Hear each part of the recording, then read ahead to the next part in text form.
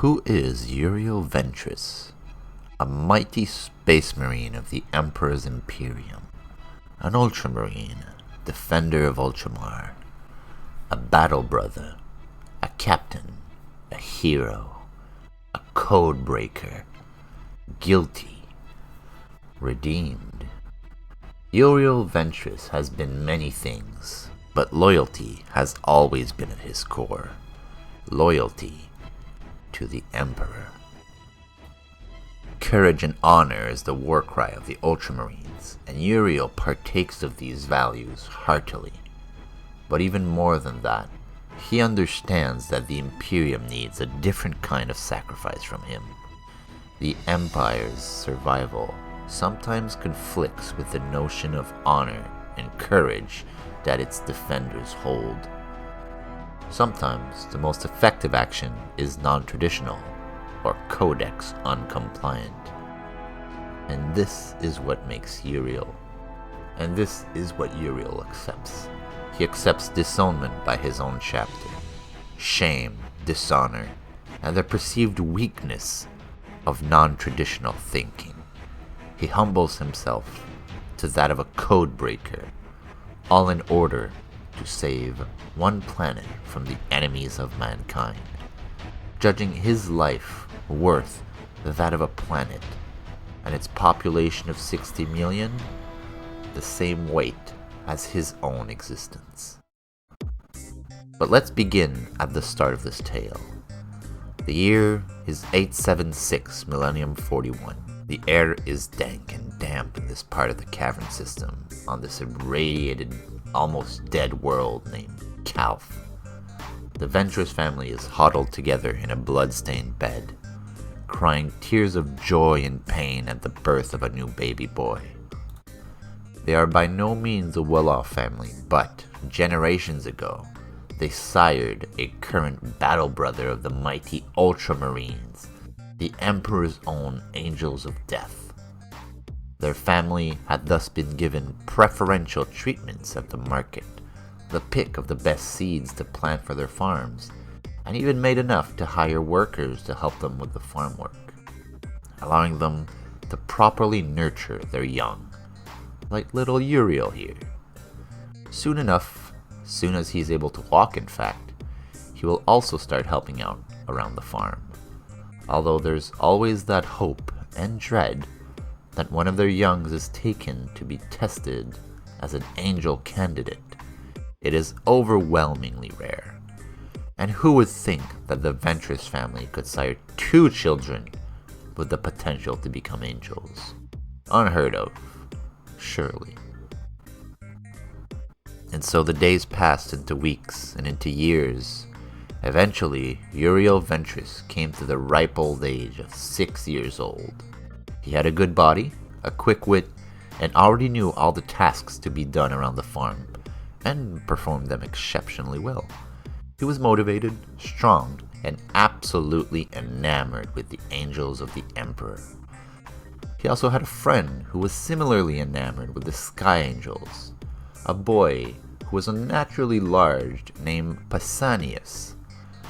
They would endlessly talk about how they were going to be the greatest warriors when they grew up, which is why it came as an absolute shock to the whole family of Ventris when the representatives of the Ultramarines showed up at their house, telling them that their son had had his biosamples analyzed since last year, and he had been chosen as a candidate to become an angel.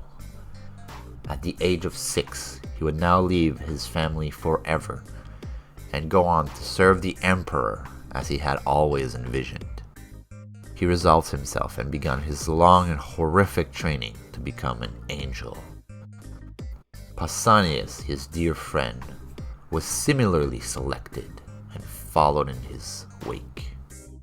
The Ultramarines chapter is by no means the harshest chapter in its aspirant trials, but it is still a chapter of the Emperor's Angels of Death, and therefore aspirants have to prove their worth countless times in life or death struggles. These were often engineered to determine the worth of the aspirant, making challenges that can only logically be completed with a team, but not explaining that to the aspirants.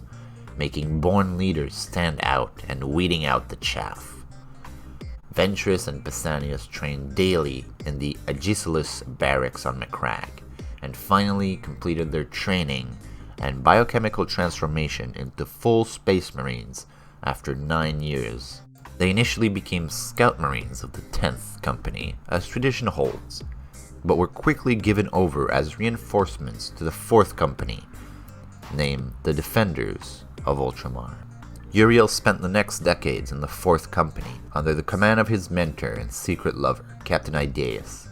He honed his arts of war and mastered all forms of combat and weaponry, applying and perfecting himself as the Codex Astartes dictated. Ventris was a remarkable Marine, quick to adapt and tenacious of mind. His captain noticed early on the exceptional zeal and proficiency that Ventris had when dealing with filthy Xenos.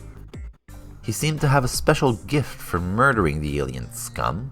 He was thus seconded to the Galactic Janitorial chapter of Marines known as the Death Watch, whom specialized exclusively on annihilating alien scum from his galaxy. Uriel completed his secondment to the Death Watch and came back to his chapter, honored and praised, albeit silently due to the oath of silence all Death Watch members take in order to guard the secrets of their Xenos killing order.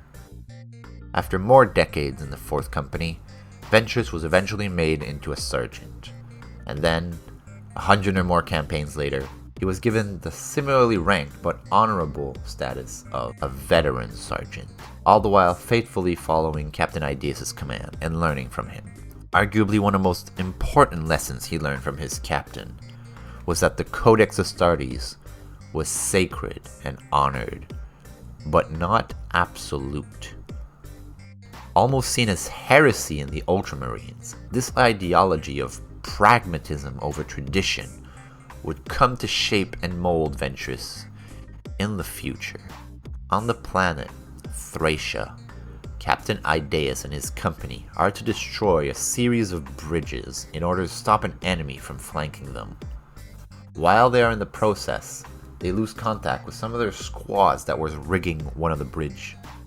Investigating, they discover the rigged explosives almost finished being set, and then they see the cause of the work stoppage. Across the bridge, the blue armored bodies of their fallen were spiked and tied to the front of the Night Lord Chaos Space Marine rhinos that were advancing on them from the other side of the bridge, using their almost dead as armor. Their rib cages cracked and split open, revealing the still beating hearts of their tortured warriors. Disgusted and horrified by this blatant act of desecration and memery, the Ultramarines give their broken comrades the Emperor's mercy with bolts to the head. A furious firefight ensues, with the Ultramarines contingent desperately trying to finish what the now dead Tech Marines set up, but none of them have the time or knowledge to study the explosive charges and detonators. Captain Idaeus leads a desperate charge onto the bridge to stem the flow of traitor Marines before they can set up a defensive perimeter on their side of the bridge, successfully stalling them but sustaining a lethal wound in the process. As the traitors fall back temporarily, the now few remaining battle-ready Ultramarines refortify their position, and Captain Idaeus calls to Uriel, his second-in-command. He explains his next course of action. There is no hope of completing the mission of blunting their army's flanking maneuver than to destroy that bridge. I'm gonna take a bandolier of crack grenades and manually detonate the explosive charges. You have my sword and my captaincy, Uriel Ventris. The captain set out, mortally wounded. Through both fire and melee weapon, he made it to his target and successfully honored his words to his veteran sergeant, detonating the charges and destroying the bridge as his body failed him at last. Ventris, his former captain's power sword in hand, returned to his chapter and informed them of the happenings, being granted captaincy of the 4th Company in turn. There is no doubt in my mind that this moment forever changed Uriel. It made him see the Codex not as the end-all, be-all of warfare, but as a comprehensive and exquisite guide to warfare, written by the best and brightest Primarch, of course. He is still an Ultramarine. He's going to idolize his Primarch any chance he gets, but more seriously, this moment made him consider actions that other Marines simply wouldn't even think of, because they follow every word written in the Codex. And with eidetic memories, it's hard to justify not doing that to your fellow brothers. As captain, he had his own right hand, and this happened to be the Marine whom he'd known ever since his mortal days on Calth, Pausanias Lysane. He made him his second in command as a veteran sergeant. As soon as Calgar, the chapter master of the Ultramarine, had dubbed him captain of the 4th Company, he similarly tasked him with putting down a newly arisen rebellion on the imperial world of Pavonis. But that story is for another battle. Until battle joins us, my battle brothers, long live the Emperor.